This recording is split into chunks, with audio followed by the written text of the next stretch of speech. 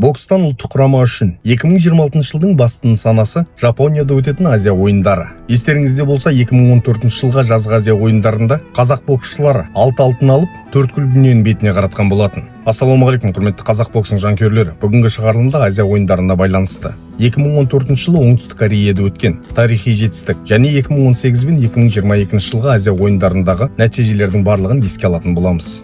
Алдымен Азия ойындарындағы Қазақстан боксының ең жарқын, ең сәтті кезеңдерінің біріне тоқталайын. 2014 жыл Оңтүстік Корея, Инчхон, 17-ші жазғы Азия ойындары. Бұл жарыс қазақ боксының Азия ойындарындағы нағыз тарихи триумфына айналды. Сол кездегі бас бапкер Мырзағали Құланұлы Айтжанов бастаған Қазақстан ерлер құрамасы Азия рингінде керемет нәтиже көрсетіп, жалпы командалық есепте бірінші орынға ие болды. Қазақстан қоржынына 6 алтын, 1 күміс және 1 қола медаль түсті. Алтыннан алқа таққандар 52 келі салмақ дәрежесінде Ильяс Сүлейменов, 69 келіде Данияр Елеусінов, 75 келіде Жәнібек Әлімханұлы, 81 келіде Әділбек Ниязымбетов, 91 келіде Антон Пинчук, плюс 91 келіде Иван Дичко, ал 49 келіде Біржан Жақыпов, күміс жүлдегер атанса 56 келіде Қайрат Ералиев қола медаль иеленді. 6 алтын бұл Азия ойындары тарихындағы Қазақстан ерлер құрамасының рекордтық нәтижесі. Қазақ боксшылары Инчхонда құрлықтағы мықты мектептердің барлығынан басым түсіп, Қазақстанның бокстағы беделін тағы бір мәрте дәлелдеген еді. Алайда содан кейін жағдай күрт өзгерді. 2018 жыл Джакарта мен Палембанг, яғни Индонезияда өткен келесі Азия ойындарында Қазақстан құрамасы алтын медальсыз қалды. Екі боксшымыз ғана финалға дейін жеткенімен шешуші кезеңде жеңіліс тапқан еді. Олар 69 келі салмақ дәрежесінде Асланбек Шымбергенов пен 75 келі салмақ дәрежесінде Әбілхан Аманқұлдар. Яғни 2014 жылғы 6 алтыннан кейін 4 жылдан соң қоржынымызда 2 күміс қана болды. Одан кейін 2023 жыл Қытайдың Ханчжоу қаласы, 2022 жылғы 19-шы жазғы Азия ойындары. Пандемияға байланысты бір жыл кейінге шегеріліп, бокс бәсекелері Қытайдың Ханчжоу қаласында 2023 жылдың 24 қыркүйегі мен 5 қазан аралығында өтті.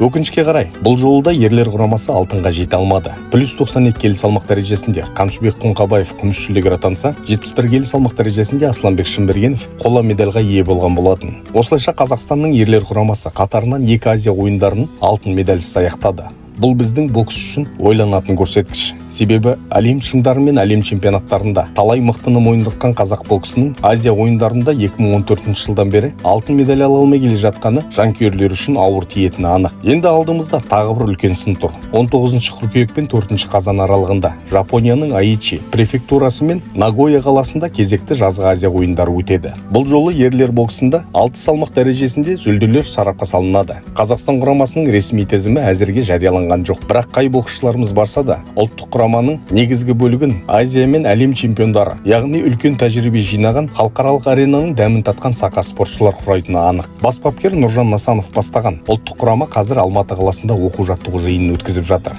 Жалпы 2026 жылда ұлттық құрама өте үлкен дайындықпен өткізіп келеді деп айтуға болады. Жыл басында жоспарланғандай жігіттеріміз бірнеше мәрте шетелде өткен халықаралық турнирлерге қатысты. Біріккен оқу-жаттығу жиындарын өткізді. Ресми Азия чемпионатында және әлем кубогының кезеңдерінде бақ сынап, маңызды жекпе-жектер өткізді. Ең бастысы, дайындық тек бірінші нөмірлі боксшылармен шектелген жоқ. ақш-та өткен оқу-жаттығу жиындарында ұлттық құраманың негізгі боксшыларымен қатар бірқатар салмақ дәрежесіндегі 2 және 3 нөмірлі жігіттеріміздің де қатысуы ішкі бәсекені күшейтіп, құраманың резервін шыңдауға үлкен мүмкіндік берді. Бұл жерде Қазақстан бокс федерациясының атқарып жатқан жұмысында атап өту керек. Құрамаға халықаралық тәжірибе беру, шетелдік оқу-жаттығу жиындарын ұйымдастыру, бірнеше құрамды қатар дайындау. Оның барлығы бір күннің жұмысы емес. Сондықтан жасалып жатқан осындай жұмыстар үлкен жарыста өз нәтижесін береді деп сенемін. Ендігі мақсат айқын. 2014 жылғы Инчхоннан кейін үзілген алтын жолды Жапонияда қайта жалғау. 12 жыл бұрын 6 алтынмен Азияны дүр сілкіндірген қазақ боксының сол биікке қайта көтерілетін уақыты келді. Құраманың ресми тізімі белгілі болғаннан кейін келесі шығарылымдарда әр салмаққа жеке тоқталып, кімнің мүмкіндігі қандай,